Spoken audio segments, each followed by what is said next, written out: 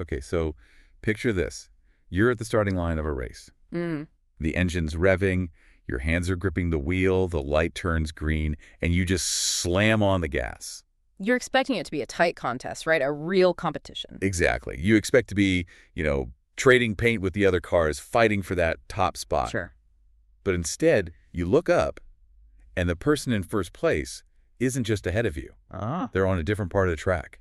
They are literally lapping you, waving from the finish line while you're still on the first turn. I have a feeling we're not just talking about my terrible driving skills here. We are definitely not. We are talking about the absolute juggernaut that is Mario Kart World. Okay. We're doing a deep dive today into the latest numbers from Nintendo. We've got their financial earnings report through December 31st, 2025, and some really sharp analysis from Game Informer. And honestly, the numbers are kind of melting my brain. It's a fascinating data set. I mean, what we have here is a snapshot of a major transition period. Right, the big console shift. Exactly. And that's historically a very volatile time. We're looking at the new hardware, Switch 2, which launched back in summer 2025, and seeing how the software is shaking out. And your analogy, lapping the competition. Yeah. It's actually a very, very statistically accurate way to describe what's happening. Right. I mean, we all knew Mario Kart was popular. It's Mario Kart. It's practically a utility at this point. Of course. But the gap between first place and everything else on this new console is what we really need to unpack. It's not just winning, it's rewriting the scoreboard. It really is. And our mission today is to look past just the who won. Anyone can read a top 10 list. Sure. We want to understand what these sales figures tell us about the console's health, about consumer behavior, and, this tricky dance between the new Switch 2 and the massive legacy of the original Switch. Exactly. We've got the numbers, the context, and some legitimate surprises, especially about a certain pink puffball we'll get to. But let's start at the top. The king, Mario Kart World. The undisputed king. So let's hit the headline number. Mario Kart World, the big launch title for the Switch 2. How many copies are we talking about here? As of December 31st, 2025, Mario Kart World has sold 14.03 million units. 14 million. Yep. In just, roughly 6 months since the summer launch. Correct. And to put that into perspective, that figure makes it the best-selling game on the Switch 2. I would imagine so. And the source material is very specific here. It's not even close. That's the part that gets me. Not even close. Usually you see a launch lineup and maybe the top game is ahead by a million, a neck-and-neck race. But this is monumental. It is statistically an outlier. The report notes that Mario Kart World is, and I'm quoting, far and away the best-selling software. But here's the stat that really frames it. Okay. It's beating the second-place game by roughly 10 million units. Wait, hold on. Let me just process that. It's beating second place by 10 million. 10 million. So the gap itself is bigger than the total sales of almost any other game. Precisely. The margin of victory is larger than the total success of its competitors. It just dwarfs them. Wow. Now, if we really want to understand the ecosystem, we have to contextualize this. We have to look at why it's so high. And the source material points out a crucial detail. Which is? This 14.03 million figure includes units sold with the Switch 2 bundle. Ah, right. The bundle.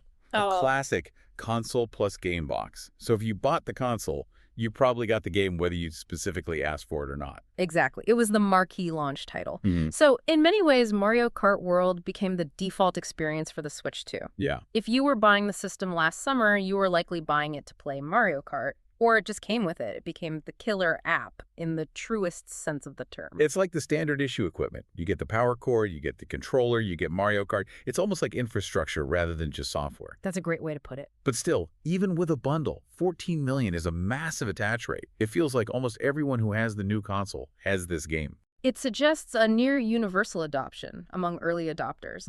And it creates this fascinating environment where Mario Kart World isn't just a game. Right. It's the shared language of the platform. You meet someone with a Switch 2, you don't ask, do you have Mario Kart? You ask, wanna play? Because you just assume they have it. That's a really powerful position. But it also creates a bit of a shadow, doesn't it? If Mario Kart is sitting comfortably on the throne, miles ahead, who's fighting for the scraps? Who managed to snag the silver medal? That would be Donkey Kong Bananza. Okay, first of all, I love that title, Donkey Kong Bananza. It just sounds fun. It's a strong title, and it put up strong numbers, objectively speaking. It launched in July, which was about a month after Mario Kart World. So it missed that initial launch day hype by just a little bit. It had to stand on its own 2 feet more. Right. And as of the end of the year, it has sold 4.25 million units. See, this is where the context is crazy. If you just told me Nintendo released a new Donkey Kong and it sold 4.25 million copies in less than 6 months, I'd say, wow, huge hit. Break out the bananas. And you would be right. It is a hit. In isolation, those are fantastic numbers. But standing next to Mario Kart's 14 million, it looks small. It almost looks like a niche title. That is the distortion effect of a mega hit. Yeah. You have to be careful not to let the outlier skew your perception of success. 4.25 million is a very healthy number. It secured the #2 spot on the dedicated Switch 2 charts. Yeah. But it just highlights how much of an anomaly that 14 million figure really is. It's like being the second tallest building in a city, but the first one is the Burj Khalifa. You're still a skyscraper, but... But nobody's looking at you the same way. That's a great analogy. But here's where it gets really interesting. Okay. We have to talk about the game that's technically in third place on the Switch 2, but it tells a much bigger story about the industry. Oh, I think I know where you're going. We're talking about Pokemon, aren't we? We are. Specifically, Pokémon Legends. ZA. Okay, let's unpack this one, because the math here is a little more complicated than just reading a single number off a chart. It is, because Pokémon Legends, ZA, is a cross-generation title. Right, so it's on both the new Switch 2 and the original Switch. You've got 2 different buckets of players buying the exact same game. Exactly. Yeah. Now, if we look strictly at the Switch 2 numbers, the new console sales, Pokémon Legends, ZA has sold 3.89 million units. Which puts it just behind Donkey Kong. So third place on the new hardware. Correct. It's close behind Donkey Kong Bananza. But if you stop there, you miss the actual scale of this game. You have to look at the other bucket. The original Switch sales. Yeah. The legacy console. The one that everyone and their grandmother already owns. The one that's been in living rooms for nearly a decade. Yep. Precisely. On the original Switch Pokémon Legends, ZA sold 8.41 million units. Whoa, wait, that's more than double what it sold on the new shiny console. More than double, yes. That is wild. Usually when a new console comes out, companies want to force you to upgrade. They say, you want the new game, you got to buy the new box. But here, the old version is outselling the new version 2 to 1. It just speaks to the sheer size of that install base. There are over 100 million original Switch consoles out there. Right. So even if only a fraction of them buy the game, it's a massive number. Yeah. And when you combine the Switch 1 and Switch 2 sales... What's the total? The total sits at 12.3 million units sold. 12.3 million. Okay, so that puts it way past Donkey Kong. Way past Donkey Kong. In fact, if you look at the total impact, it is, as the report says, closing in on Mario Kart World's total of 14 million. That is fascinating. It really shows the power of that install base, doesn't it? It really does. Like the Switch 2 is exciting, it's new, the graphics are probably sharper, but millions of people are just perfectly happy playing Pokemon on the Switch they bought 5 years ago. That's the bridge generation dynamic. Nintendo is playing a very smart, very calculated game here. Well, Mario Kart World is the engine driving new hardware sales. It's the exclusive reason to upgrade. But Pokemon is capitalizing on the massive existing audience. So they get to double dip. Exactly. They get the hardcore upgraders on the Switch 2 and the huge mass market on the Switch 1. It's a smart play. You don't leave 8 million sales on the table just to force an upgrade. That's leaving money on the floor. Precisely. And it hedges their risk. Even if the Switch 2 had a slow start, which it didn't, thanks to Mario Kart, they'd still have had a massive success with Pokemon on the old hardware. Okay, so we had the king, Mario Kart. We have the solid runner-up, Donkey Kong, and the cross-gen giant Pokemon. But there's one more game in this report that caught my eye. It's sitting in 4th place, but there's something weird about the numbers. Yes, you're looking at Kirby Air Riders. Kirby Air Riders. I love Kirby. Who doesn't love Kirby? But break down the stats for me, because something unique is happening here. So Kirby Air Riders launched very recently, relative to this report, November 20, 2025. So it had only been on shelves for, what, 6 weeks when these numbers were counted? Less than 3 months, yes. And in that short time, it sold 1.76 million units globally. Okay. Respectable. Not Mario Kart numbers, but respectable for a game that just came out. But here's the aha moment you mentioned. The report breaks down the geography. Okay. Roughly 900,000 of those units were sold in Japan alone. Wait, do the math for me again. 1.76 million total. 900,000 in Japan? Mm-hmm. That's more than half. It is. More than 50% of the sales came from one single region. That is wild. Usually when we look at these global sales reports, you see North America or Europe dominating just by sheer population size. But Kirby is punching way above his weight in Japan. It's a clear demonstration of regional IP strength. The report explicitly notes that it is clearly a hit there in Nintendo's home country. So while franchises like Mario and Pokémon are these global juggernauts that sell pretty evenly everywhere, Kirby has this incredibly dense, loyal following specifically in the domestic Japanese market. It's kind of charming, actually. It's like the world loves Mario, but Japan really, really loves Kirby. And for a game that launched in late November, hitting nearly 2 million with that kind of skew is impressive. It shows you don't always need a uniform global split to have a success. You can have a hometown hero. So we've looked at the specific games, but I want to zoom out a bit. We've been throwing around Switch 2 and Switch 1 a lot. This report gives us a look at the overall health of the ecosystem, right? It does, and this transition period is notoriously difficult for console makers. Moving an audience from a successful platform to a new one is the hardest thing in the industry. Right. But looking at the broader software numbers, the transition seems to be going quite smoothly. Give me the big picture numbers.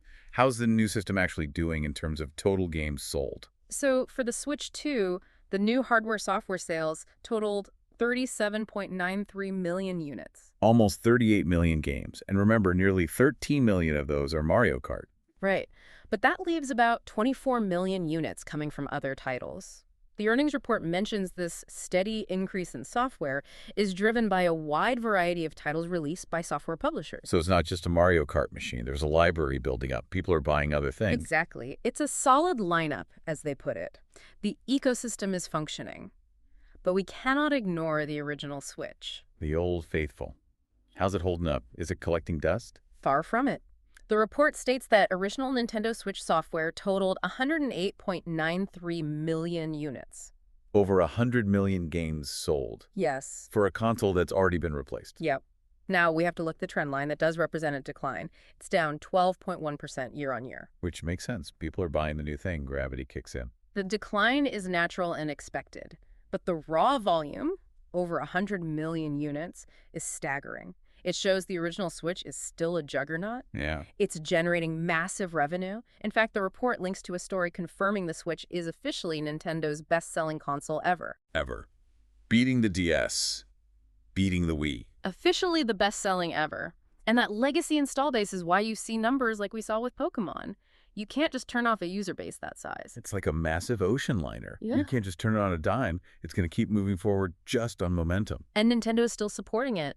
The report even mentions new Joy-Con 2 colors hitting stores this month in February. Oh, nice. Yeah. Even the controllers are getting a refresh. And notice the naming, Joy-Con 2. These are likely for the new system, but it signals the two generations are meant to live side by side for a while. It really doesn't feel like a dead console. Mm-hmm. It feels like we're in a world where two Nintendos exist side by side. You have the premium high-tech experience on Switch 2 and the massive ubiquitous experience on Switch 1. That is the strategy, a soft handoff. You have the Switch 2 growing rapidly with killer apps like Mario Kart, and the Switch 1 slowly, gracefully declining, but still generating massive revenue. So if we look at the hierarchy here, it's pretty clear. Crystal clear. Mario Kart World is the untouchable emperor of the new generation. Correct. Pokémon is the bridge connecting the old world and the new, proving you can sell to both. Yes. And Kirby is the hometown hero holding down the fort in Japan. That is a perfect summary. You know, it makes me wonder, though, and I want to get your take on this before we wrap up. Go ahead. We talked about Mario Kart being bundled. Yeah. 14 million copies. Basically, if you have a Switch 2, you have Mario Kart. Right. And that game isn't something you beat. It has infinite replayability. It's designed to be evergreen, yes. Does that hurt the other games? How do you mean? Well, if I just spent money on a new console, and I have this massive game that offers hundreds of hours of fun, am I less likely to go out and buy Donkey Kong? Does the dominance of a bundled launch title suck the air out of the room? That is the provocative question, isn't it? It's the default slot problem. If Mario Kart is the default game you play, does any other game get a chance to be your go-to? Exactly. Or, looking at it the other way, does bringing 14 million people into the ecosystem mean there are 14 million more people ready to buy Donkey Kong later? Historically, high attach rates for launch titles tend to be good for the ecosystem long term. How so? You need people to own the box before they can buy other games. If Mario Kart wasn't there, maybe fewer people buy the console and Donkey Kong sells even less. It's the whole a rising tide lifts all boats idea. That makes sense. Exactly. But for a game launching in that same launch window, like Donkey Kong Bananza, it is certainly fighting an uphill battle for attention. It's competing against a game that the player literally got for free with the box. It's a tough fight. But hey, 4 million units isn't too shabby. I think Donkey Kong will be all right. I think he'll survive. Well, looking at the big picture, it seems like Nintendo has pulled off the magic trick, launched a new system, kept the old one alive, and sold a boatload of software. It is a textbook transition so far. I don't know about you, but all this talk about new Joy-Con colors has me eyeing my wallet. I was just thinking the same thing. One can never have too many controllers. Thanks for listening to this deep dive into Nintendo's numbers. We'll be keeping an eye on whether anyone can ever catch up to that Mario Kart lead. Don't hold your breath. We'll catch you next time.